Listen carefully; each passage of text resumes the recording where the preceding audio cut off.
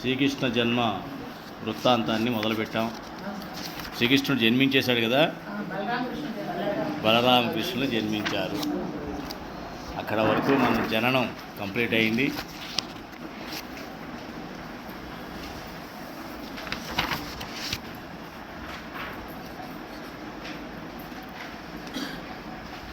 అట్లాగా వసుదేవునిచే తీసుకొని రాబడిన బిడ్డ దేవకి పక్కలో ఉండి ఏడ్చినది. భటులు లేచి వెంటనే పోయి కంసుడితో చెప్పారు. కంసుడు దిగ్గున లేచాడు. తాను ఇంతకాలంగా బెదురు భయాలు ఎదురు చూస్తున్న మృత్యువు తన గుమ్మలోనే ప్రవేశించినట్లు అదిరిపోయాడు. మొండి ధైర్యం తెచ్చుకున్నాడు. 24 మృత్యురూపుడైన ఈ బిడ్డను హతమార్చి మృత్యువునే జయించాలని చెదిరిన జుట్టు, విడిపోతున్న పంచకట్టు, తడబడుతున్న కాళ్ళు, వణుకుతున్న చేతులు. వాడు అసలే భయంతో వస్తున్నాడు. మనం చెప్పుకున్నాం కదా, మాట వింటే భయం. కనీసం వాసన వచ్చినా, తులసీదళం వాసన వచ్చినా భయమే, ఇటు చూస్తున్నా భయమే. పంచేంద్రియాల్లో కూడా భయం నింపుకొని ఉన్నాడు. కానీ ఆ భయం పరమాత్మ ఎడల భయం కాబట్టి అది కూడా పవిత్రమే. అంతే కదమ్మా, అది పరమాత్మ ఎడల భయం కాబట్టి అది కూడా పవిత్రమే. ఇవేమీ పట్టించుకోకుండా వడివడిగా పరిగెట్టుకుంటూ కారాగారం చేరుకున్నాడు. దేవకి చేతిలో ఉన్న బిడ్డను లాక్కోబోయాడు. దేవకీదేవి భయంతో వణికిపోతూ దీనంగా ఇలా అన్నది, అన్నా శమింపుమన్నా, తగదల్లుడు కాడిది మేనకోడలౌ, మన్నన సేయుమన్నా, వినుమానిని చంపుట రాచపాడి కాదన్నా, సుకీర్తివై మనగదన్న మహాత్ములు ఓ పుత్రోవసోనన్న, భవత్ సహోదరి గదన్న, నిను శరణంబు వేడెదన్. అంటే అన్నా శమింపుమన్నా, శమించు. శమించు అంటే శమం అంటే ఏంటి? శమము అంటే మన మనసును నిగ్రహించుకోవడాన్ని శమము, దమము అంటారు. దమము అంటే మనం చేసే పనుల్ని, శారీరకంగా చేసే పనుల్ని కంట్రోల్ చేసుకోవడం. శమము అంటే మానసికంగా వచ్చేటువంటి ఒత్తిడిని తగ్గించుకోవడం. ఈ శమ దమాదులు ముఖ్యం. ఎవరికైనా సరే ఇంద్రియ నిగ్రహం రావాలంటే శమము, దమము ఉండాలి. ఇదే పతంజలి యోగ సూత్రాలు కూడా చెప్తారు. మొట్టమొదటిగా 2 వచ్చిన తర్వాతే ఏ యోగం చేయాలన్నా కూడా. అని అలా అన్ఫార్చునేట్లీ అందరూ ముందు సమాధికి వెళ్ళిపోతున్నారు, కానీ అది అయ్యే పని కాదు. ధారణ ఇవన్నీ జరగాలి, ప్రత్యాహారం ఇవన్నీ జరిగిన తర్వాతే చివరికి సమాధి వస్తుంది. ఒక్క ధ్యానంతో కూర్చుంటే ఏవి రాదు. ఆ రకంగా అల్లుడు కాదు ఇది మేనకోడలు. ఇప్పుడు పుట్టింది మేనకోడలు. కొడుకు ఎవరి వల్ల నీకు ఇబ్బంది ఉంది, కీడుంది? మేనల్లుడు వల్ల. పుట్టిందేమో మేనకోడలు. మరి ఈయన చంపడం రాజపాడి కాదు, రాజరికం అనిపించుకోదు. మరి మహాత్ములు పోయే త్రోవలో నువ్వు పోవప్పుడు నరకాత్ముడిగా తయారవుతావు. నిన్ను శరణ వేడుతున్నాను, దయచేసి ఎందుకు ఈ పిల్లని చంపుతావు అని చెప్పేసి అన్నాడు అనమాట. అని తను వేడుకున్నది. అలా ఎంత ప్రాధాయపడినా కూడా తను వినలే. కోపంలో మనం వింటాం ఆ మాట, వినం కదా. కోపంలో ఏ పనైనా చేసేస్తాం. అది కోపంలో ఉన్నటువంటి దోషం. క్రోధంలో ఉన్న దోషం ఏంటి? క్రోధంలో ఏ మనిషి కూడా తను అనుకున్నట్టుగా ఆగడు, తను తోచింది చేసేస్తాడు. అసలే అసురుడు ఆగుతాడా? అసలు ఆగడు. తను వెళ్ళి తను చంపబోతే మనం చెప్పుకున్నాం ఆల్రెడీ, యోగమాయ అష్ట భుజాలతో యోగశక్తి ప్రత్యక్షమైంది. భగవంతుడి శక్తి కదా, భగవంతుడి శక్తిని ఏమంటాం మనం? యోగశక్తి అంటాం. ఆ యోగశక్తి కనబడేటప్పటికీ ఆవిడ కూడా ప్రత్యక్షమై ఒకే రకంగా కంసుడిని హెచ్చరించింది. ఓరి దుర్మతి, దేవకి బిడ్డలను అందరినీ చంపి నన్ను రాతిపై కొట్టాలని ప్రయత్నించావు, కానీ నిన్ను చంపేవాడు నాతోనే జన్మించి వేరొక చోట పెరుగుతున్నాడు సుమా.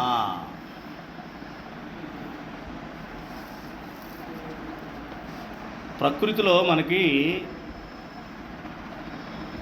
చాలా సంకేతాలు వస్తాయండి. ప్రకృతి అంటే శక్తి. ప్రకృతి శక్తి నుంచి మనకి చాలా సంకేతాలు వస్తూ ఉంటాయి, కానీ వాటిని మనం లక్ష్య పెట్టం. అహంకారంతో కావచ్చు, మమకారంతో కావచ్చు. అహంకారం దురహంకారం అవుతుంది, మమకారం ఏమవుతుంది? విపరీతమైనటువంటి విషయం కింద మారిపోతుంది. మంచి కూడా విషయం కింద మారిపోతుంది. ఈ రెండిట్లో పడి మనం రెండు కారాల్లో పడి భగవంతుడు ఇచ్చేటువంటి యోగశక్తి ద్వారా ఇచ్చేటువంటి మనం ఆ సంకేతాన్ని గ్రహించాం. కానీ రాక్షసులు అన్న వాళ్ళకి డైరెక్ట్గా ఆ యోగశక్తి కనిపిస్తుంది కాబట్టి ఆవిడ కనిపించి చెప్పింది, నాయనా నువ్వు నన్ను చంపాలని ప్రయత్నించావు, ఏమిటి కొడుకుని, నీకు దేవకీదేవి గర్భంలోకి వచ్చే కొడుకు వల్ల నష్టం కానీ కుమార్తె వలన కాదు అని నీ సహోదరి నేను ప్రాధేయపడుతోంది. అయినా కూడా నువ్వేమీ తగ్గటం లేదు పిచ్చివాడ. ఆల్రెడీ నేను చంపవలసినటువంటి దేవకీదేవి పుత్రుడు జన్మించి ఆల్రెడీ వేరే చోట పెరుగుతున్నాడు అని చెప్పేసి చిన్న క్లూ ఇచ్చి అదృశ్యమైపోయింది. ఇప్పుడు భయం రెట్టింపు అవుతుంది కదా. అప్పుడు యోగమాయ మాటలు విని కంసుడు యోచించాడు. దేవకి వసుదేవులను ఇంకా బంధించి ఉంచడం అనవసరం, తాను అకారణంగా శిశువంతకుడైనా ప్రయోజనం లేకపోయింది, విధి విలాసం వేరు విధంగా ఉన్నది అని తలపోసి చెల్లెలని భావను చరణుని విడిపించి పశ్చాత్తాపంతో ఇలా అంటాడు, బావా, ఆకాశవాణి మాటలు విని ప్రాణభయంతో మీ బిడ్డలు నిష్కారణంగా చంపాను. ఎవరు చేసిన కర్మఫలాన్ని వారు అనుభవించక తప్పదు కదా. చూసారా, ఎవరు ధర్మాత్ముడు చెప్పిన మాటల్లో లేవు ఇవన్నీ కదా. అంటే ఈ అసురులు అన్న వాళ్ళు ఎలా ఉంటారంటే అందితే చుట్టూ అందకపోతే కాళ్ళు. వీళ్ళకంటూ ఒక ధర్మము ఒక పద్ధతి అన్నది ఉండదు. చూసారు ఎంత చక్కగా ఎంత తీగా మాట్లాడుతున్నాడో. దేహం ఎప్పటికైనా చనిపోయినట్టుదే, ఆత్మకు ఎవరి వలన చావు రాదు. ఆత్మజ్ఞానం కలవారు శరీరాలు కలవడానికి, విడిపోవడానికి, చనిపోవడానికి కారణం ఆ జీవుల యొక్క కర్మలే అని తెలుసుకుంటారు. నా దుర్మార్గాన్ని క్షమించండి అన్నాడు. అంటే అసురుడు ఏ ఎండకా గొడుగు పడతాడు, వాడి నోటెమ్మట మంచి ధర్మవాక్యాలు కూడా వస్తూ ఉంటాయి. కాబట్టి మనం చాలా అప్రమత్తంగా ఉండాలి. ఎంతో దుష్టుడు కూడా ఒక్కోసారి దెయ్యాలు వేదాలు వల్లించినట్టుగా వాడు ఇలా కూడా మాట్లాడుతూ ఉంటాడు. అంటే వాళ్ళ మాటల్లో కానీ వాళ్ళ చేతల్లో కానీ ఒక రకమైనటువంటి క్రమబద్ధత అన్నది ఉండదు. క్రమబద్ధత ఎక్కడ ఉంటుంది? ధర్మంలోనే ఉంటుంది, కర్మలో ఉండదు. కర్మ అంటే మనం చేసే పని, మన ప్రమేయంతో చేసే పని. ఎందుకని మన ప్రమేయం అంటున్నాను? శరీరంలో కూడా అన్ని కర్మలు జరుగుతూ ఉంటాయి. ఊపిరి పీల్చుకుంటాం, రక్త సరఫరా అవుతుంటుంది, గుండె కొట్టుకుంటుంది, లివర్ పని చేస్తుంటుంది, కిడ్నీస్ పని చేస్తున్నాయి, అన్నీ చేస్తున్నాయి కదా, అవి కర్మలే కదా. కానీ మన ప్రమేయం లేదు, దాంట్లో మన ప్రమేయం లేదు. దానిగా జరిగిపోతూ ఉంటుంది. ఎందుకు జరుగుతుంది? ప్రాణాలు శరీరంలో ప్రవేశించింది మొదలు అది జరుగుతూనే ఉంటాయి. మన ప్రమేయంతో అంటే నేను నాది అనే అహంతో చేసేదాన్ని మన ప్రమేయం అంటాం. ఆ వాటితో చేసే వాటిని కర్మలు అంటారు. మన భగవద్గీతలో ఆల్రెడీ మనం తెలుసుకుని ఉన్నాం. ఎటువంటి కర్మలు చేయాలి? ధర్మమే కర్మగా చేయాలి. ఎటువంటి ధర్మం అది? కర్తవ్య ధర్మము. కర్తవ్య కర్మనే ధర్మము అంటారు. కర్తవ్యాన్ని ఎక్కడికక్కడ భగవంతుడు మనకి ఇచ్చున్నాడు. అది ప్రకృతిపరంగా చూపిస్తున్నాడు. ఎలాగా? ఋతుపరంగా. అయ్యా ఎండాకాలం వచ్చింది, ఎండ ఎక్కువగా ఉందని మీకు చెప్తూ ఉంది వాతావరణం. సో సత్య జాగ్రత్తలు తీసుకో, నీళ్లు బాగా తాగు, వడదెబ్బ తగులుతుంది. చలికాలం వచ్చింది, బాగా చలి ఎక్కువ ఉంటుంది, నీ శరీరం తట్టుకోలేదు, దానివల్ల ఇబ్బందులు వస్తాయి, నీకు ఆస్తమా అంటే ప్రాబ్లం వస్తుంది, ఇవన్నీ నొప్పులు, మోకాళ్ళ నొప్పులు వస్తూ ఉంటాయి. కాబట్టి కొద్దిగా వేడి వాతావరణం ఉండేలా ప్రయత్నించు. ఇవన్నీ మనకు వస్తున్నాయి, మనం చేస్తూనే ఉన్నాం కదా. అలాగే కర్తవ్య కర్మలు. అయ్యా నువ్వు బాలుడివి, బాలుడికి ఉండాల్సిన ధర్మాలు ఇవి. నువ్వు తల్లిదండ్రుల కనుసన్నల్లో పెరుగుతావు, వారి యొక్క సంరక్షణలో ఉంటావు. కాబట్టి వాళ్ళు చెప్పిన మాట విని నువ్వు పెరగాలి. అలాగే గురుకులానికి వెళ్ళి సరైన విద్యాబుద్ధుల్ని అభ్యసించాలి. ఆయా యవనంలోకి వచ్చావా, మరి నిర్ణయించుకో. నువ్వు గృహస్థాశ్రమంలోకి వెళ్తావా, త్యాగాశ్రమంలోకి వెళ్తావా? గురుకులం అయిన తర్వాత, గురుకులంలో విద్యాభ్యాసం అయిపోయిన తర్వాత నువ్వు నిర్ణయించుకో. గృహస్థాశ్రమం వెళ్ళదలుచుకున్నావా, త్యాగాశ్రమం అంటే సాధువు అయి డైరెక్ట్గా సాధువు అయిపోయి సమాజ సేవ చేయదలుచుకున్నావా, నిర్ణయించుకో. సరే గృహస్థాశ్రమంకి వచ్చావు, నాయన గృహస్థాశ్రమానికి ఈ ధర్మాలు ఉన్నాయి. ఏమిటవి? 4 పురుషార్థాలు ఉన్నాయి. ధర్మ, అర్థ, కామ, మోక్ష. ఈ చతుర్విధాలైనటువంటి పురుషార్థాలని నువ్వు తూచా తప్పకుండా ఆచరించడం కోసమే గృహస్థాశ్రమం నిర్దేశించబడింది. అంతేగాని ఇదేదో గృహస్థాశ్రమం అంటే చాలా ఆషామాషి తీసుకుంటారు అందరూ కూడా. చాలా బాధ్యతతో కూడినట్టు గృహస్థాశ్రమం. గృహస్థాశ్రమం పవిత్రమైనది, చాలా ఉత్తమమైనది, బాధ్యతతో కూడింది. ఎన్నో తరాలు, మన ముందు తరాల వాళ్ళని తరింపజేసేది, మన రాబోయే తరాలను కూడా తరింపజేసేటువంటి ఏకైక ఆశ్రమం గృహస్థాశ్రమం. దాన్ని మన వాళ్ళు చాలా ఆషామాషిగా తీసుకొని దాన్ని ఏదో ఫుట్బాల్ ఆడినట్టుగా ఆడుకుంటున్నారు. దానివల్ల వచ్చేటువంటి దుష్కర్మలు వస్తాయి. ఆ దుష్కర్మల వలన మళ్ళీ ఎన్నో జన్మలు ఎత్తాలి. అది చెప్తున్నాడు అనమాట. కాబట్టి అటువంటి కర్తవ్య కర్మలు ఎవరైతే చేస్తారో, ధర్మాన్ని ఆచరిస్తారో వాళ్ళకి ఇటువంటి సంశయాలు రావు. వారి నోటెంట వచ్చే మాటలు కూడా చాలా పవిత్రంగా ఉంటాయి, చాలా శక్తివంతంగా ఉంటాయి, ప్రభావితం చేస్తూ ఉంటాయి. వాటి వల్ల ఉన్నటువంటి శక్తి ఉంటుంది, అందులో వాడి ప్రభావం ఉంటుంది. ఇవన్నీ అందులో ఒక రకమైనటువంటి ధర్మ యొక్క శక్తి ఉంటుందన్నమాట. అది మనం తెలుసుకోవాలి. అలా చెప్పి వాళ్ళని వేడుకున్నాడు. దేవకి వసుదేవులు కంసుని పశ్చాత్తాపానికి ఊరట చెందారు. వసుదేవుడు కంసుడితో ఇలా అన్నాడు. మనం ఏం చేస్తా, కరిగిపోతాం జనరల్గా. ఎందుకని? మనది సత్వ స్వభావం. అంటే ఎవరైతే మంచిగా ధర్మాన్ని అనుసరిస్తూ ఉంటారో వాళ్ళు సాధు స్వభావాలు అయి ఉంటారు. అంటాం కదా, ఈ సాధు స్వభావం రా వాడిది అంటాం. అయితే సత్తయ్యరా, సత్యగాలు సత్తయ్యరా అంటాం. పిచ్చి పిచ్చి మాటలని మాట్లాడుతుంటాం. కానీ సత్తయ్య అంటే అర్థం ఏంటి? అక్కడ సత్వగుణం ఉన్నవాడు అని అర్థం. సత్యవంతుడు, సత్వగుణం ఉన్నవాడు. వాడి రజోగుణాలు, తమో గుణాలు వాడిలో ఉండవు. ఎదుటివాడు రజోగుణం, తమో గుణంతో ఉన్నా వీడి మటుకు తనకి స్పందించే విధానం మటుకు సత్వగుణంలోనే ఉంటుంది. సో ఆ సత్వగుణంతో ఆలోచించి మనవాడు చెప్తున్నాడు అన్నమాట.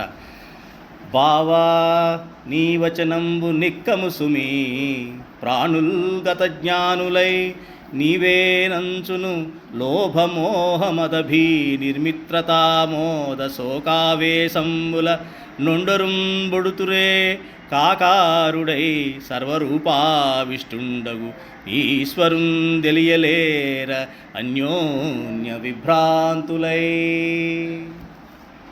ఎవరు ఈశ్వరుని తెలుసుకోరో మళ్ళీ దీన్ని చెప్తున్నాడు. బావా నీవు చెప్పిన మాట నిజం సుమా, అన్ని ప్రాణుల్లోనూ అందరియందు ఆవేశించి వ్యాపించి ఉన్న ఈశ్వరుని గుర్తించలేని జ్ఞాన శూన్యులు లోభము, మోహము, మదము, భయము, శత్రుత్వము, శోకము మొదలైన ఆవేశాలకు లోనై ఒకళ్ళొకరు నిందించుకుంటూ విభ్రాంతులై పొడుచుకుంటున్నారు కదా అంటున్నాడు. ఇందాకేమనుకున్నాం మనం? కర్తవ్య కర్మలే ధర్మము అన్నాం కదా. మరి ఆ కర్తవ్య కర్మల్లో ధర్మం ఉందా లేదా ఎలా తెలుస్తుంది నాకు? చెప్పుకున్నాం. వర్ణం ప్రకారంగా అంటే నువ్వు క్షత్రియ గుణం అయితే క్షత్రియ గుణంతో ఉండాలి, బ్రాహ్మణ గుణం అయితే బ్రాహ్మణ గుణంతో వ్యవహారం చేయాలి. అదే రకంగా ఆశ్రమాలు 4 ఆశ్రమాల ప్రకారంగా మనం ధర్మాన్ని ఆచరించాలి. వాటిలో ఈ 6 ఉండకూడదు, అరిషడ్వర్గాలు 6 కూడా ఉండకూడదు. నువ్వు చేసే కర్మలో, నేను చేస్తున్న పనిలో కామం కానీ, క్రోధం కానీ, లోభం కానీ, మోహం కానీ, మతం కానీ, మాత్సర్యం కానీ ఉందా అని చూసుకోవాలి. ఉంది అంటే అది చేయకూడదు. చేస్తే పాపం అవుతుంది. పాపం అయితే ఏమవుతుంది?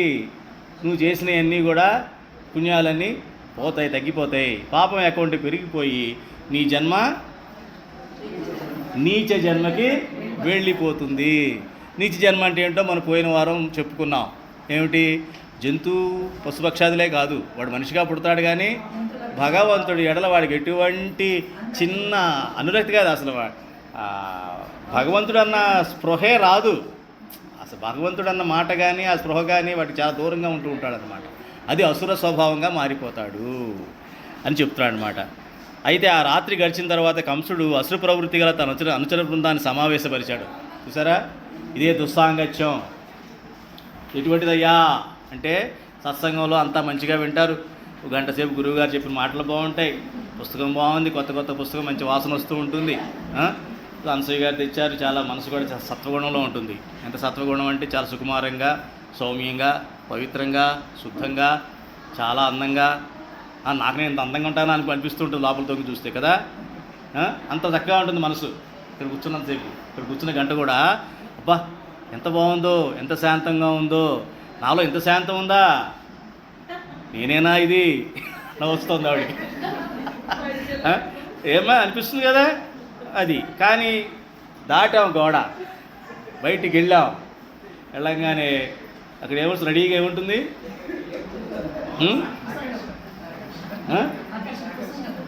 దాని ఆకర్షణ అన్నాడు, ఆల్రెడీ ఆకర్షణ వెళ్ళిపోయినట్టే. ప్రలోభాలు ఉంటాయి. కొన్ని పదాలు, మంచి పదాలు మంచి చోటే వాడాలి. లేకపోతే నీ మైండ్ ఏం చేస్తున్నట్టు, ఆకర్షణ అన్నావు కదా, నీకు కావాల్సిన ఆకర్షణే కదా, ఇప్పుడు నిర్ణయించుకో ఏది ఆకర్షణ. అదేమిటో ఇదే ఆకర్షణగా ఉంది. సత్సంగం అయితే వికర్షణ, ఎందుకు ఎప్పుడు పోమాక అంటుంది. ఈ గోలంతా ఎందుకో గురువుగారు ఏదో చెప్తూ ఉంటాడు, బయటికి మళ్ళీ అది అంటుంటాడు, ఇది అంటుంటాడు, గుమ్మం దగ్గర నిలబడిపోతావు, అటు వెళ్ళాలా ఇటు వెళ్ళాలా అని చెప్పి మానిపడే ఈజీగా. మనం ఎలాగే దేవుడి గుడికి వెళ్ళామో అక్కడే పడి ఉంటాడులే వాడు, దేవుడు ఏముండలే, తిరుపతి పడదు, రేపు పోవచ్చు, అదే ఎల్లుండి పోవచ్చు అని పోస్ట్పోన్ చేస్తూ ఉంటామో, ఇట్లాగే సత్సంగం కూడా బయటికి వెళ్ళిపోతుంది. కంసుడు ముఖ్యంగా వీళ్ళు సలహాలు ఎక్కడ తీసుకుంటారు? ఈ దుర్మార్గులందరూ కూడా పుస్తకాల్లో తీసుకుంటారు, సత్సంగాల్లో తీసుకోరు. సత్సంగాల్లో గురువు గారికి దగ్గర సలహాలు తీసుకోవడం కానీ, లేదా సాధువు గారి దగ్గర తీసుకోవడం అవి చేయరు. అది తీసుకుంటే అలాగే వీరు చెప్పిన వ్యతిరేకంగా వస్తుంది అక్కడ. ఎందుకంటే అక్కడ కావాల్సింది సింపతి కావాలి కానీ సమాధానం కాదు కావాల్సింది వీళ్ళకి. సింపతి అంటే ఏంటి? నాకు కావాల్సింది చెప్పాలి నువ్వు, అంతేగాని నేను కోరుకున్నది కాదు, నాకు మంచి చేసేది కాదు. దాన్ని ఏమన్నామో మనం, దాని 2 పదాలు వాడాం. ఏమిటది?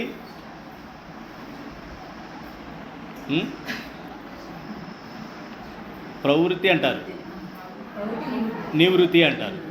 ప్రవృత్తి అంటే ఏంటి? అర్థం ఏంటంటే నాకు నా అహంకారానికి, నేను అనుకున్న దానికి నాకు మంచి అనిపించే సమాధానం అయితేనే నాకు ఇష్టం. నివృత్తి అంటే నాకు ఏది అవసరమో అది. నేను మన నారద మాస్టర్ గురించి మాట్లాడుకున్నాం. నారదుడు వచ్చి ప్రతి చోట ఏమనిపిస్తాడు మనకి? అది గొడవలు పెట్టినట్టు అనిపిస్తూ ఉంటాడు కదా. కానీ వాస్తవంగా అదే కాదు. వాస్తవంగా వాళ్ళకి మంచి చేసే పనే చెప్తాడు. కానీ ఆ సమయంలో రుచించదనమాట. రుచించంది అయినా కూడా అది మనం ఎవరైతే ఆచరిస్తారో వాళ్ళు సత్సంగంలో ఉన్నట్టు లెక్క. ఈ కుసంగంలో ఏం చేస్తారంటే వాళ్ళ దగ్గర సలహాలు తీసుకుంటారు, వాడు బ్రహ్మాండ సలహా ఇస్తాడు, ఒకడేవాడు 10 మంది ఇస్తారు. అవునా కదా? ఆ రకంగా అన్నమాట. అయితే వాళ్ళందరినీ కలిసిన తర్వాత వాళ్ళందరూ ఏం చెప్తారు? అయ్యా ఇలా జరిగింది, కొడుకు పుట్టలేదు, కుమార్తె పుట్టింది, సరే కుమార్తె కదా అని చెప్పేసి నేను వాళ్ళని వదిలేశాను, ఆవిడ నన్ను ఇలా చెప్పింది, ఆల్రెడీ పుట్టాట ఎవడో కొడుకు ఎక్కడను, వాడిని వెతుకుదాం కానీ ప్రస్తుతానికైతే వాడిని వదిలేస్తానని చెప్పగానే, కంసరాజా, దేవతలు మన శత్రువులు, వాళ్ళ పిరికి పందలు, వాళ్ళని ఎట్టి పరిస్థితుల్లోనూ ఉపేక్షించకూడదు. కాబట్టి శత్రుశేషం ఉంచకూడదు. రుణశేషం, రోగశేషం, శత్రుశేషం, ఈ 3 కూడా ఉండకూడదు. శరీరంలో రోగం ఉంటే దాన్ని ముందే గ్రహించి దాని మందులు కావాల్సిన మందులో పచ్చాలో వ్యవహారాలు అన్నీ వాడేసి ముందే దాన్ని నిర్మూలించుకున్నామా, తర్వాత మనల్ని అదేమీ చేయదు. ఏముందిలే చిన్నగా ఉందిలే దాన్ని వదిలేసి దానికి కావాల్సినటువంటి ట్రీట్మెంట్ తీసుకోకుండా ముందు వదిలేసినట్లయితే అది ముదిరిపోయి అది మనల్ని కబళించేస్తుంది. అలాగే రుణశేషం, అప్పులు కానీ ఇలాంటి ఏది కూడా ఉంచుకోకూడదు.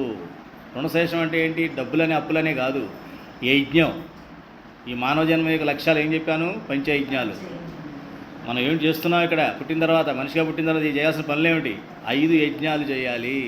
భూతయజ్ఞం, దేవయజ్ఞం, పితృయజ్ఞం, జ్ఞానయజ్ఞం, మానవ యజ్ఞం, ఇలా చెప్పుకున్నాం కదా. ఈ యజ్ఞాలన్నీ చేస్తుంటేనే మన కర్మలు చేస్తున్నట్టు లెక్క. ఈ యజ్ఞాలు చేయకపోతే రుణం మిగిలిపోతున్నట్టు లెక్క. ధన రుణం ఉండిపోవచ్చు, పితృ రుణం ఉండిపోవచ్చు, భూత రుణం ఉండిపోవచ్చు, జ్ఞాన రుణం ఉండిపోవచ్చు. ఈ రుణాలన్నీ పెరిగిపోతాయి. ఈ రుణశేషాలు ఎప్పుడైతే మిగిలిపోతాయో దానికోసం మళ్ళీ మనం రావాల్సిందే, వడ్డీతో సహా కట్టాలి. అంతే కదా. రుణం ఎప్పుడైనా సరే రుణం ఎప్పుడు కూడా వడ్డీతో ఉంటుంది, అలాగే ఉండిపోతుంది, అది పెరుగుతూ ఉంటుంది, రాక్షసులాగా పెరుగుతూ ఉంటుంది. కాబట్టి రుణశేషం, రోగశేషం ఎలా ఉండకూడదు, శత్రుశేషం కూడా ఉండకూడదు. శత్రువులు లేరు అనుకోకూడదు. వాడు ఏ సమయంలోనే మళ్ళీ మన మీద దాడి చేస్తాడు. అందుకే రాజు అన్నవాడు ఎవడు కూడా శత్రువుల్ని అలాగా కనిపెట్టుకునే ఉంటాడు తప్ప ఇవాళ నాకు సరెండర్ అయ్యాడులే వీడు నా శత్రువు కాదు అనుకోవడానికి వీలు లేదు. వాడు అలాగే వీళ్ళు ఏం చేశారంటే అది చెప్తున్నారు, దాన్ని మనం శేషం ఉండరాదు. అందుచేత మనం ఏం చేయాలి? ఇప్పుడు దేవతలు అంటే ఎవరు? సత్వగుణం ఉన్నవాళ్ళు, భగవంతుడు దగ్గరగా ఉన్నవాళ్ళు. వాళ్ళందరినీ కూడా వాళ్ళు ఏ పనులు చేస్తారో, దేవతలు ఎక్కడెక్కడ ఉంటారో, ఏ ప్రదేశాల్లో ఉంటారో వాటన్నిటినీ నిర్మూలించేద్దాం. మన శత్రువులు దేవతలు కదా. వీడు కూడా ఎవడైతే పుట్టాడో, నారాయణ అంటున్నారో, వాడు వెళ్ళి అక్కడే పుట్టుంటాడు, దేవతల మధ్యలోనే ఉంటాడు. అంటే దేవతలు యాదవులుగా పుట్టారని ఆల్రెడీ ఆకాశవాణి నారదుడు చెప్పాడు, ఆల్రెడీ చెప్పాడు. కాబట్టి ప్రస్తుతం యాదవులందరూ కూడా దేవతలే. కాబట్టి వెళ్ళిపోయి మనం యాదవ నగరాలన్నీ చూసి ఎక్కడెక్కడ దైవం సంబంధించిన కార్యక్రమాలు జరుగుతుంటాయో, దేవతలు ఎక్కడ ఉండే అవకాశం ఉందో వాటన్నిటిని మనం నిర్మూలిద్దాము. ఏమిటి అవి? ఎక్కడెక్కడ ఉంటాయి దేవతలు? ఎక్కడ ఉంటారు? బ్రాహ్మణులు అంటే సత్వగుణంతో ఉండి జ్ఞానంతో ఉన్నవాళ్ళు, భగవంతుడి దగ్గరగా ఉన్నవాళ్ళు బ్రాహ్మణులు. గోవులు, వేదాలు, యజ్ఞాలు, తపస్సులు, అలాంటివన్నీ కూడా విష్ణు స్థావరాలు. విష్ణు భగవంతుడు ఎక్కడ ఉంటాడమ్మా? ఈ 5 6 ఉంటాడు. అంటే విష్ణు భగవానుడు మనతో ఉండాలంటే మనం వీటితో ఉండాలి. అందులో ఏమిటి? బ్రాహ్మణుడు అంటే ఇలాగ సత్వగుణంతో ఉన్నటువంటి సాధువులు కావచ్చు, ఇలాగ సత్సంగం చేస్తున్న వాళ్ళు ఎవరైనా సరే బ్రాహ్మణుడు, వాడితో ఉండాలి. గోవులతో ఉండాలి, వేదాలతో ఉండాలి, అంటే వేద పఠనం చేయడము, వేద శ్రవణం చేయడము చేస్తూ ఉండాలి. యజ్ఞాలు చేస్తూ ఆల్రెడీ చెప్పా కదా 5 యజ్ఞాలు అంటే ఊరిని హోమం చేయడం ఒకటే యజ్ఞం కాదు. ఈ 5 యజ్ఞాలు మనసులో పెట్టుకొని 5 యజ్ఞాలను చేస్తూ ఉండాలి. అట్లాగే తపస్సు చేస్తూ ఉండాలి. తపస్సు అంటే ఖాళీ సమయంలో భగవంతుడిని ధ్యానం చేయడం, పదే భగవంతుడిని మాత్రమే మననం చేయడం, దాన్ని తపస్సు అని అంటారు. అలాగే తపస్సు చేయడం ఇంద్రియ నిగ్రహంతో చేశారని తపస్సు అంటారు. తపస్సు అంటే అర్థం ఏంటంటే నీ యొక్క శరీరాన్ని హింసించాలి, బాధ పెట్టాలి. దేని ద్వారా అయితే చెడు పనులు చేసే అవకాశం ఉందో, నన్ను ఏవైతే చెడు పనులు చేయడానికి, అధర్మంగా ఉండడానికి, పాపం చేయడానికి ప్రేరేపిస్తాయో వాటిని మనం అదుపులో పెట్టాలి. దాన్ని తపస్సు అంటారు. అది నా మాట వినట్లేదు అంటే చాలా కఠినమైన శిక్ష ఇవ్వు, దానికి ఇంకా వినట్లేదు ఇంకా కఠినమైన శిక్ష ఇవ్వు, కానీ అది జరిగి తీరాల్సిందే. అప్పుడు మాత్రమే ఈ యొక్క నామజప ధ్యానం జరుగుతుంది తప్ప మామూలుగా జరగదు. అందుకని ఉపవాసాలు అవి పెట్టారు మనకి. ఇవన్నీ ఎందుకు పెట్టారమ్మా? అందుకే పెట్టారు. మరీ మాట వినకపోతే వాత కూడా వేస్తాం పిల్లలకి. చిన్నప్పుడు మాట వినకపోతే ఏం చేసేవాళ్ళం? పట్రా చేయబెట్టని వాత వేసేవాళ్ళం. ఎందుకు వేసేవాళ్ళం? వాడికి గుర్తుండడానికి. ఈ తప్పు చేస్తే మళ్ళీ నాకు చాలా పరిణామం చాలా భయంకరంగా ఉంటుంది సుమా, ఇది నేను తట్టుకోలేదు, దీనికన్నా అది మానేయడం బెటర్. వాడికి జ్ఞానోదయం ఎప్పుడు వస్తుంది? ఈ నొప్పి కన్నా, ఈ శిక్ష కన్నా అది మానేస్తే ఉత్తమం అని వస్తుంది అన్నమాట. దాన్ని మన పెద్దవాళ్ళు అయ్యాం కాబట్టి ఎవరు మనకు వాతలేదు కాబట్టి మనమే వాతలు వేసుకోవాలి. ఎవరికి వాళ్ళే వాతలు వేసుకుంటూ ఆ ఇంద్రియ నిగ్రహాన్ని ఆచరించినట్లయితే ఇవన్నీ దగ్గరికి వచ్చేస్తాయి. బ్రాహ్మడు అర్థమవుతాడు, గోవులు అర్థమవుతాయి, వేదాలు అర్థమవుతాయి. అంటే వేదాలు ఆకర్షిస్తాయి, ఇవన్నీ ఆకర్షిస్తాయి, లేకపోతే బయట ఇవన్నీ ఆకర్షిస్తూ ఉంటాయి. అదనమాట. వాటితో పాటు దేవతలు విష్ణువు కూడా నశిస్తారు. నీవు అనుమతిస్తే వాటి నాశనానికి ఇప్పుడే పూనుకుంటాము. మళ్ళీ ఈ మధ్యనే పుట్టి ఇంకా దంతాలు రాని పిల్లలందరినీ వెతికి హతమార్చేస్తాము. దేవకి అష్టమ పుత్రుడు ఎక్కడున్నా తప్పించుకోలేడు. చూసారా, సూదితో పోయేదానికి గొడ్డలను ఉపయోగిస్తుంటారు. ఇదే పిరికి వాళ్ళు చేసే పనులు ఇవన్నీ. తీవ్రవాదులు అక్కడక్కడ బాంబులు పెట్టి పేల్చేయడాలు, ఎన్ని పిరికి వాళ్ళు చేసే పనులు. దానివల్ల ఏమొస్తుంది? ఏమీ రాదు. నిజంగా నువ్వు ఒక యోధుడివి, సరైనటువంటి పోరాటవంతుడు అయితే సమబుజ్జికి ఎదురుపడి దాన్ని నరకగలగాలి. ఆ స్థాయికి నువ్వు ఎదుగు. ఆ తెలివితేటలో ఆ బుద్ధి భగవంతుని ప్రసాదించమని చెప్పు. ఆ కాస్త దాన్ని అలా తీసేయి. అందుకని యుద్ధాలని చెప్పి ఎక్కడెక్కడో బాంబులు వేసి అమాయకులందరినీ చంపేసి లేనిపోని పాపాలు చుట్టుకోవడం కాదమ్మా ఇవన్నీ కూడా. ఇలాంటిదే కంసుడు, ఎంత అసురుడు. ఈ పనులు చేస్తున్న వాళ్ళందరూ కూడా అసురుడు. ధర్మం పేరు చెప్పి, మతం పేరు చెప్పి, ఆ పేరు చెప్పి, ఈ పేరు చెప్పి ద్వేషం ఎక్కడుంటే అక్కడ అసురులమ్మా, గుర్తుపెట్టుకోండి. ద్వేషం అనేది అసురగుణం, దైవగుణమా కాదు. అది అలా వాళ్ళు సాధుహింసకి విజృంభించారు. అక్కడ రేపల్లో ఎలా ఉంది పరిస్థితి? ఎలా ఉందంటే, నందుడు అత్యానంద భరితుడై పుత్రుడికి జాతకాది కర్మ నిర్వర్తించాడు, దాన ధర్మాలు చేశాడు. అన్నీ చేసిన తర్వాత అందరూ తండాలుగా యశోదమ్మ కొడుకుని చూడడానికి జనమంతా వచ్చారు, వస్తూ ఉన్నారు. వాళ్ళు ఏమనుకున్నారు? ఏమి నోము ఫలమో ఇంత పొద్దొక వార్త వింటి శుభలలార వీనులల మన యశోద చిన్ని మగవాని కనెనట చూచి వత్తమమ్మ సుదతులారా. యాదవులందరూ దేవతలు కదమ్మా. దేవతలకి భగవంతుడి రాక తెలుస్తుంది కదా. వాళ్ళు ఎప్పుడు రెడీగా ఉంటుంటారు, ఎప్పుడు వస్తాడా పరమాత్మ అని చూస్తూ ఉంటారు. తెలిసింది కాబట్టి వాళ్ళందరికీ కూడా భగవంతుడి జననంతో యశోదమ్మకి భగవంతుడు ఆ రోజుల్లో రాజ్యానికి రాజు ఉంటాడు, అక్కడే పుడుతుంటాడు. ఆ రోజుల్లో బ్రాహ్మణుల్లో కానీ క్షత్రియుల్లో కానీ మాత్రమే భగవంతుడు పుడుతూ ఉంటాడు. ఎందుకంటే 10 మందికి దగ్గరగా ఉండేటువంటి అవకాశం ఉంటుంది కాబట్టి అప్పుడు అది జరిగేదన్నమాట. సో ఎప్పుడైతే ఈ నందరాజుకి ఈ బాబు పుట్టాడో వీళ్ళందరూ కూడా రావడం జరిగింది. ఈ రోజుల్లో మనకి తెలుస్తుందా అంత త్వరగా? ఏమ్మా, ఒక మహాత్ముడు దేవుడు పుట్టాడంటే ఇంత ఈజీగా తెలుస్తుందా? ఎందుకని మనందరం అసురులం. అదే దోషబుద్ధి ఉన్న అసురులో కూడా బాగోదు, కానీ కొంత దోషబుద్ధి ఉన్నవాళ్ళం. అంత దివ్య బుద్ధి మన దగ్గర లేదు కాబట్టి ఆ సెన్సిటివిటీ అంటారు. ఆ సెన్సిటివిటీ మనలో లేదు కాబట్టి మనకు ఆ సమాచారం త్వరగా రాదు. ఇప్పుడు యేసుక్రీస్తు పుట్టినప్పుడు కూడా చూడండి, ఎవరో 6 7 తెలిసింది. ఆ నక్షత్రం ఫాలో అయితే వెళ్ళండి, అక్కడ దైవకుమారుడు పుట్టాడని చెప్పుకుంటే వాళ్ళకి చెప్పడం జరిగింది. అవును కదా.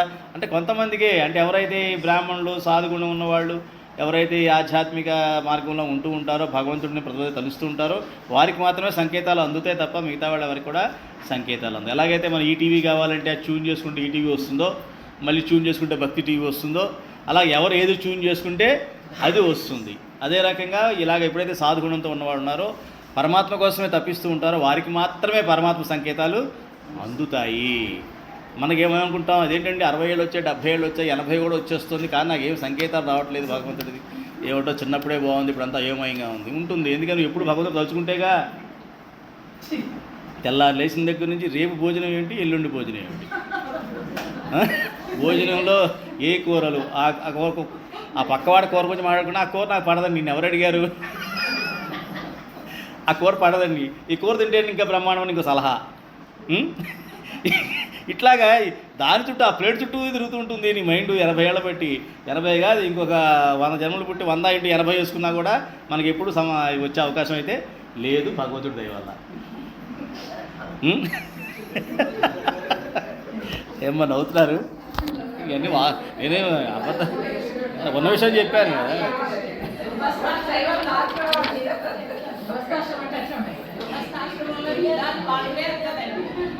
బాగా చెప్పారమ్మా. గృహస్థాశ్రమం తర్వాత ఆశ్రమాలు మర్చిపోతే ఎలా అమ్మా? ఆశ్రమాలు వచ్చే జన్మలో మీరు చేసుకుందామా? ఆవిడ మంచి క్వశ్చన్ వేశారు, మంచి ఆన్సర్ ఇచ్చారు ఆవిడ. గృహస్థాశ్రమంలో ఉంటే ఎలాగ? గృహస్థాశ్రమం తర్వాత 2 ఆశ్రమాలు ఉన్నాయి, వాటిని మర్చిపోతే ఎలాగా? లేదులేండి అవి నెక్స్ట్ జన్మలో చూసుకుందామంటే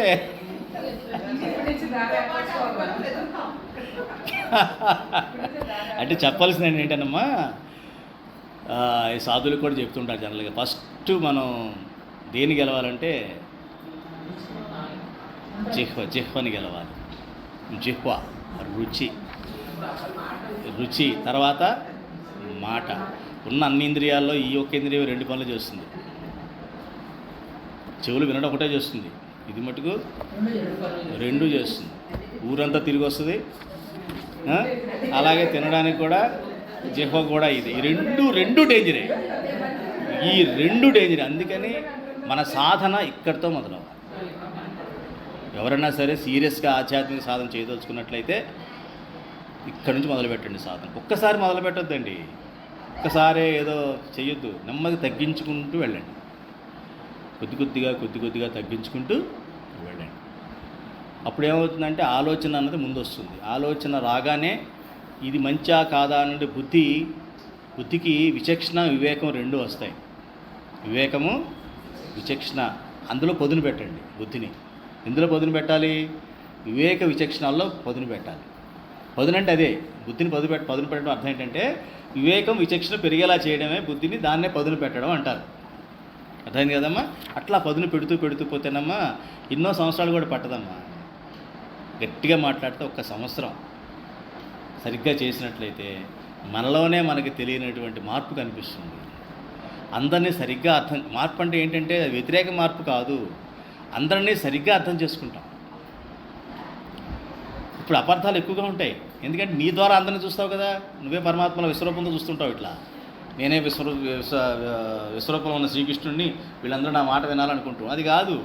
ఎప్పుడైతే నువ్వు ఈ రకంగా అర్థం చేసుకుంటావో ఎదుటి వాళ్ళని కూడా వాళ్ళు ఉన్న పరిస్థితిలో ఉన్నట్టుగా అర్థం చేసుకునే ప్రయత్నం మనం చేస్తాం. అప్పుడు చాలా ఆనందంగా ఉంటుంది. వాళ్ళు మన సహాయం చేయడానికి వాళ్ళు మనం నమ్ముతారు, మనం నమ్మడం స్టార్ట్ చేస్తారనమాట. ఇన్ని అడ్వాంటేజెస్ ఉన్నాయి ఇందులో. కాబట్టి మన ముందు దైవ సంపద ఏదైతే మనలో పెంచుకుంటామో సత్వగుణాన్ని, అప్పుడు మనకి ఈ ఆనందం మనకు దొరుకుతుంది అనమాట. ఈ భాగవతంలో ఉన్న గొప్పతనం అది. ఈ శ్రీకృష్ణుడి యొక్క ఆనందం మనకు రావాలి అంటే ఈ మాధుర్యం.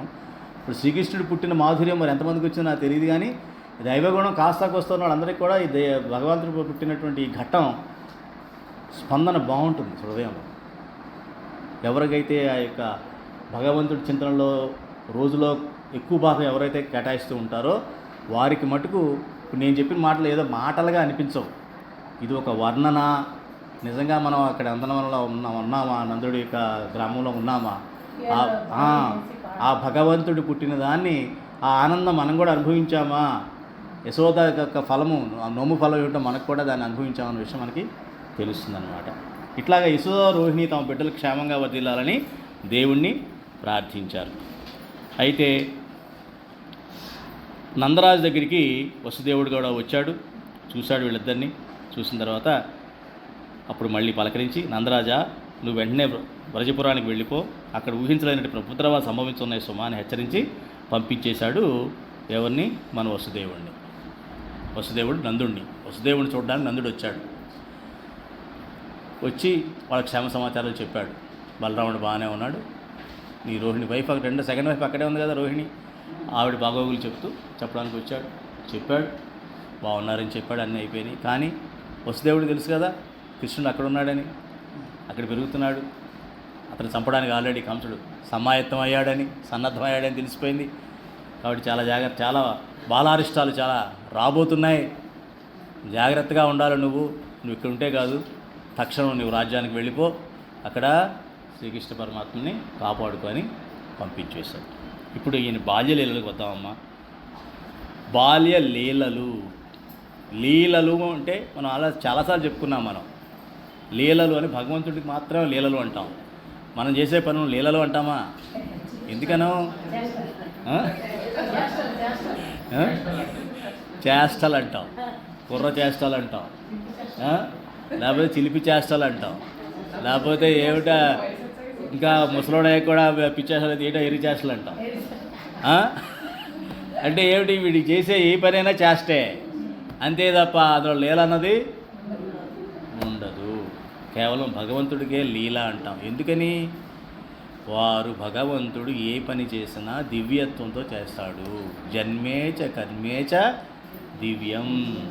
నా పుట్టుక కానీ నా యొక్క నేను చేసే పని కానీ దివ్యమైనవి. దివ్యమైనవి అంటే ఏమిటి? నేను తెలిసే చేస్తానది. నేను అబద్ధం ఆడినా తెలిసే ఆడతాను. నేను అధర్మంగా ఎవరికైనా సలహా ఇచ్చి ఆ పని చేయించినా అది నాకు తెలుసు, అయినా చేస్తాను. ఎందుకు? ఆ జీవి యొక్క ఉన్నతికి.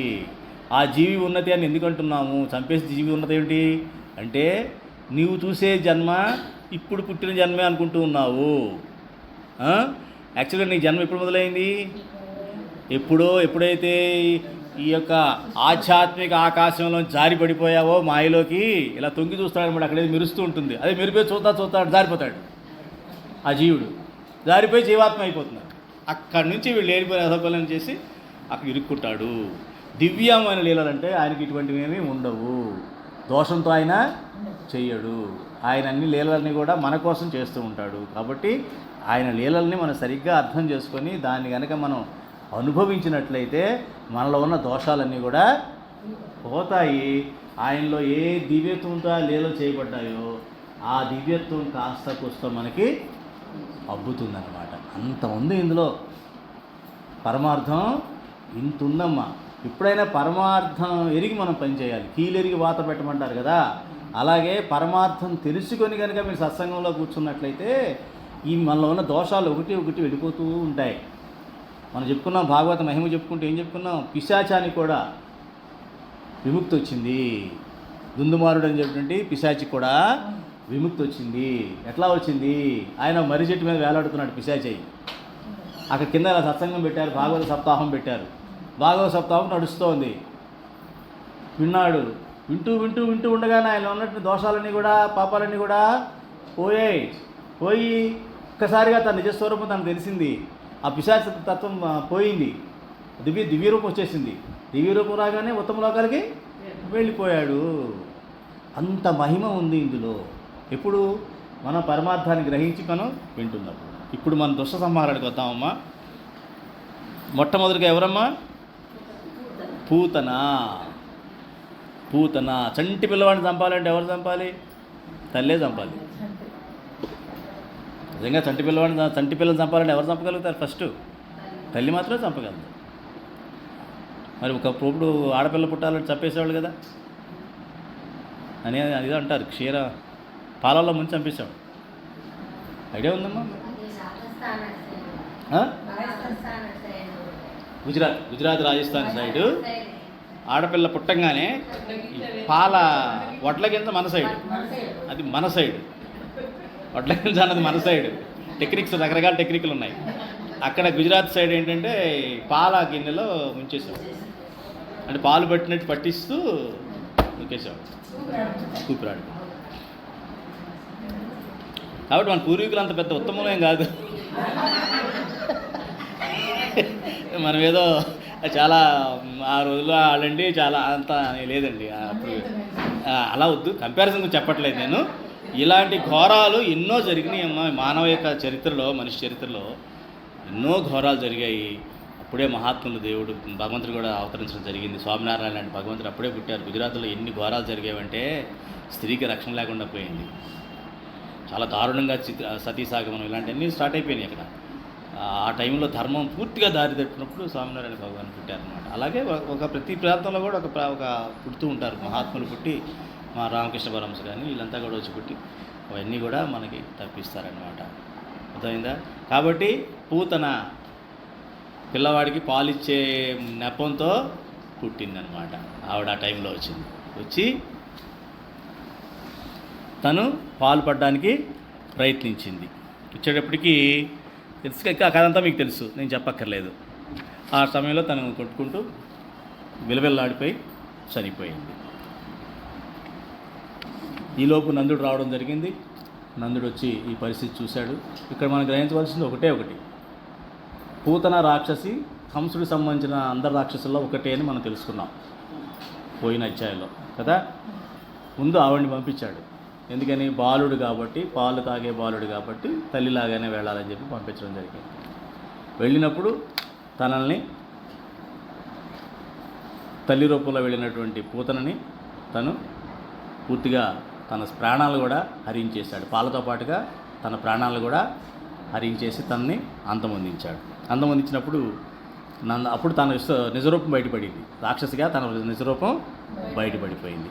బయటపడిపోయినప్పటికీ అప్పుడు అందరూ ఊరంతా వచ్చి చూసేటప్పటికి ఏంటి ఇంత పెద్ద కొండంత మనిషి ఉంది, మనిషి మీద పాకుతున్నాడు చిన్నపిల్లాడు. ఏం జరిగిందో అర్థం కావటం లేదు ఎవరికి కూడా. ఇది లీల.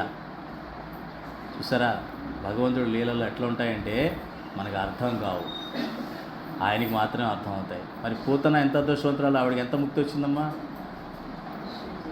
యశోదకి ఎంత వచ్చిందో పూతన కూడా అంతే వచ్చింది. తల్లి పాత్ర ద్వారా తనకి ముక్తి వచ్చింది కాబట్టి అంత ఇది కూడా ఆవిడికి రావడం సరి. నందుడు ఇల్లు చేరుకున్నాడు. ఏమీ ఎరగనట్టు హాయిగా నిద్రపోతున్న చిన్ని బాలును చూశాడు. యశోదాది గోపమ్మలు చెప్పిన వివరాలు విన్నాడు. ఎంత అదృష్టవంతులో ఎంత గండం గడిచింది అనుకొని చిన్ని కృష్ణుని ముద్దాడి శిరము మూర్కొని ముదముతో ముక్కోటి దేవతలకు నమస్కరించాడు. అప్పుడు రెండవ గండం బాలారిష్టాలు. రెండవ వాడు శకటాసురుడు. శకటాసురుడు అంటే తెలుసు కదా, బండి రూపంలో వస్తాడు. ఆ బండిని కూడా కాలుతో తన్నేటప్పటికీ అది ఎక్కడికి వెళ్ళి పడిపోతుంది. ఆ రకంగా అది కూడా తను ఇచ్చేస్తాడు. ఆ తర్వాత తృణావర్తుడు అనే రాక్షసుడు కూడా వస్తాడు. ఆవర్తుడు అంటే సుడి ఉన్నాం అన్నమాట. సుడిగాలి ఆవర్తుడు. గడ్డి కోచని కూడా పైకి తీసుకెళ్ళేటువంటి ఆకెళ్ళిపోయేటువంటి సుడిగాలిని తృణావర్తుడు అంటారు. ఆ తృణావర్త సుడిగాలి వచ్చి తన్ని పైకి గాలిలోకి లేపేటప్పటికి ఆ గాలి తేలికైన పైకి లేపుకెళ్ళదు కానీ కొండల్ని పైకి తీసుకెళ్ళలేదుగా. సో అంత బరువు, కొండంత బరువు అయిపోయాడు శ్రీకృష్ణుడు. బరువు అయిపోయేటప్పటికి ఏంటి జారిపోతున్నాడు. తీసుకెళ్ళిపోయి ఎక్కడో పడేద్దాం, సముద్రంలో ఎక్కడ పడి చంపేద్దాం అనుకున్నవాడు తృణావర్తుడు రాక్షసుడికి అందకపోయేటప్పటికి తను కూడా ఆ రకంగా వాళ్ళని చంపేశాడు. అప్పుడు ఇవన్నీ చూసి ఇన్ని అరిష్టాలు జరుగుతున్నాయి ఏమిటి అని చెప్పేసి వీళ్ళందరూ కూడా ఏం చేయాలని ఆలోచిస్తూ గత జన్మంబులనేమి నోచితిమో యాగశ్రేణులేమేమి చేసితిమో ఎవరికేమి పెట్టితిమో ఏ చింతారతిం బ్రొద్దు పుచ్చితిమో సత్యములేమి పల్కితిమో ఏ సిద్ధ ప్రదేశంబు త్రొక్కితిమో ఇప్పుడు చూడగంటిమిచటం కృష్ణార్భకున్ నిర్భయున్. తల్లిదండ్రులు ఒకసారి వాళ్ళ యొక్క అదృష్టానికి ఆశ్చర్యపోతూ ఆనందం వ్యక్తపరిచారన్నమాట.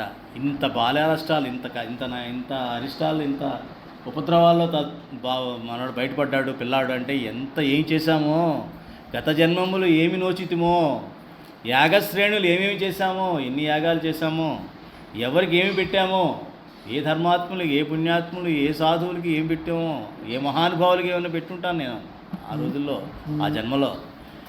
ఏ చింతారతిం వృద్ధు పుచ్చితిమో, ఆలోచనలన్నీ కూడా భగవంతుడి చింత, ఎన్ని చింతలు చేస్తుంటానో భగవంతుడి గురించి చింతలు, ఆలోచనలు ఎన్ని ఎక్కువ చేస్తుంటానో, చాలా ఎక్కువగా చేస్తుంటాను. సత్యములేమి పలికితిమో, ఎంత మంచి నిజాలు సత్యాలు పలికి ఉన్నామో నేను.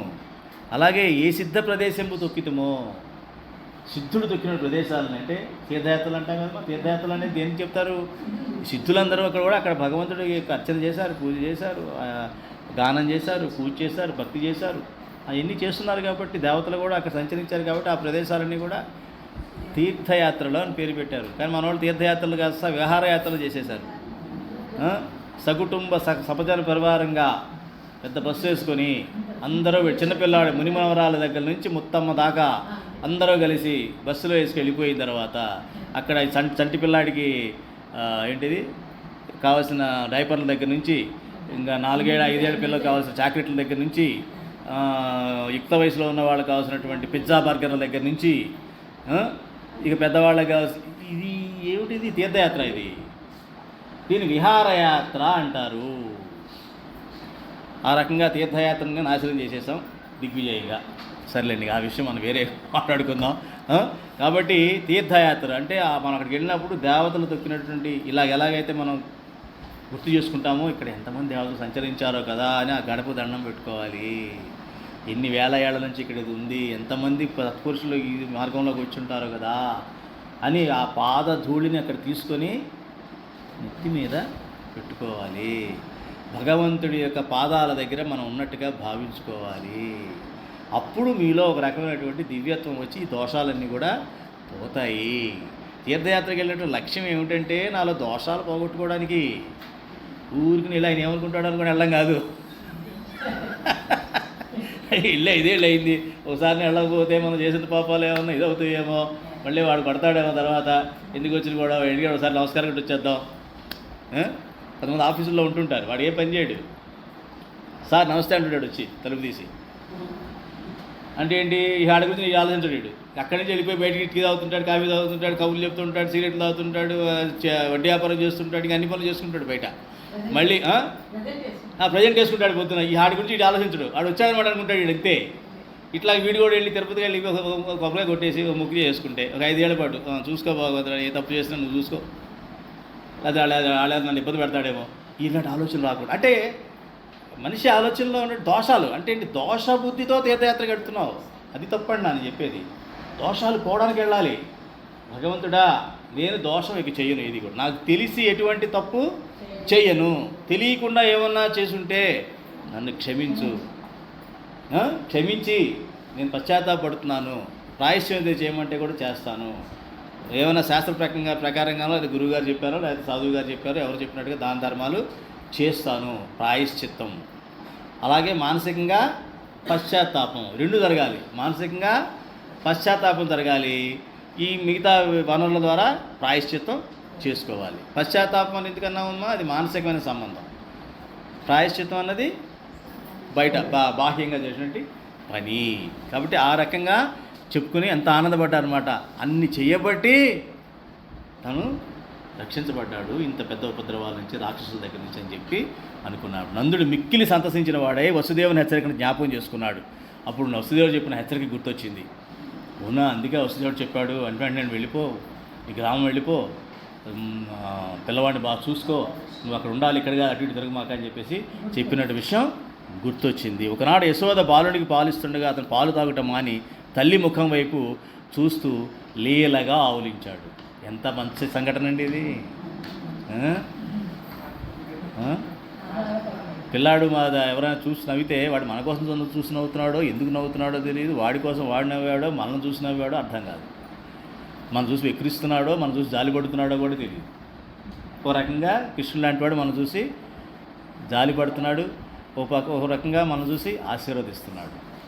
ఎంత అదృష్టవంతురాలు నువ్వు, నేను నీకు పుట్టాను కదా అని చెప్పేసి నన్ను మొత్తం నీకు కొడుకుగా తెచ్చుకున్నావు అని చెప్పేసి అన్నట్టుగా నవ్వుతున్నాడు అనమాట. యశోద గత జన్మ అదే కదమ్మా. వస్ని అనేటువంటి ఋషి, వీడి పేరు ఏదో సుకుమార ఏదో ఉంటుంది, ఒక పేరు ఉంటుంది. వీళ్ళిద్దరూ కూడా బాగా తపస్సు చేసి మంచి తపస్సులు విపరీతమైన తపస్సు చేస్తారు. చేసిన తర్వాత నారాయణుడికి తపస్సు చేస్తారు. నారాయణుడు తపస్సు చేస్తే చాలా గట్టిగా ఉంటుంది కోరిక. శివుడు బ్రహ్మ అంటే వరం ఇచ్చిపోతారండి, మనకి కనపడరు. వరం ఇచ్చేసి దాని కష్ట నష్టాలకు నువ్వే పడి మనకు సంబంధం లేదంటారు. నారాయణుడు అలా కాదు. నారాయణుడు అంటే వచ్చాడు అంటే రావడం జనరల్గా, వచ్చాడు అంటే నీకు ముక్తి దాకా ఇచ్చేస్తాడు. అట్లాగే వీళ్ళకు నారాయణమూర్తికి వాళ్ళు చేస్తుంటే ప్రత్యక్షం అయ్యాడు. ఏం కోరుకోమంటే మనం పిచ్చోళ్ళు ఏం కోరుకుంటామండి, వెంటనే కోరుకున్నారు. మేము నీకు తల్లిదండ్రులుగా పుట్టాలని కోరుకున్నాం, అదే కోరుకోవాల్సి, ముక్తి కోరుకోవాలి కానీ, ముక్తి కోరుకోవాలి కానీ ఎవరన్నా నేను నీకు నువ్వు నాకు బిడ్డగా పుట్టాలి అని చెప్తే అలా 3 తరాలు పుట్టాడు ఆయన, 3 సార్లు. అది అదితి కశ్యపుడు కప్పులకి పుట్టారు, ఇట్లా వామనుడు పుట్టాడు కదా, అలా అన్నమాట. ఇలాగ భగవంతుడు 3 జన్మల్లో కూడా పుట్టాడు అనమాట. ఆ రకంగా వీళ్ళు ఆ నోము నోచారు అవన్నీ చూసి భగవంతుడు నవ్వుతాడనమాట. నువ్వు కోరిక అప్పుడు కోరుకున్నావు, ఇప్పుడు నీకు పుట్టాను అని చెప్పేసి నవ్వుతూ ఉంటారు అన్నమాట పిల్లలు. ఇక నామకరణం జరుగుతోంది. ఇవాళ కొంచెం లేట్గా స్టార్ట్ చేస్తాం కాబట్టి క్లోజ్ చేద్దాం. కార్తీక సోమవారం కదా, రేపు త్వరగా వస్తాను. కొంచెం 3 వచ్చేయండి అమ్మ, రేపు కుదురుతుందా? 3 వచ్చేసేయండి. ఇది రేపు నాకు బ్యాక్లాగ్ ఉంది, నేను పెట్టుకున్న మార్కు 245 యాక్చువల్గా, పేజీ 245 వరకు పెట్టుకున్నాను యాక్చువల్గా ఇవాళకి. అవ్వలేదు, అయిపోతుంది రేపు. నేను కొంచెం కట్ చేసి నేను అంటే మార్క్ చేసుకుంటాను, నేను రాత్రి మార్క్ చేసుకొని రేపు.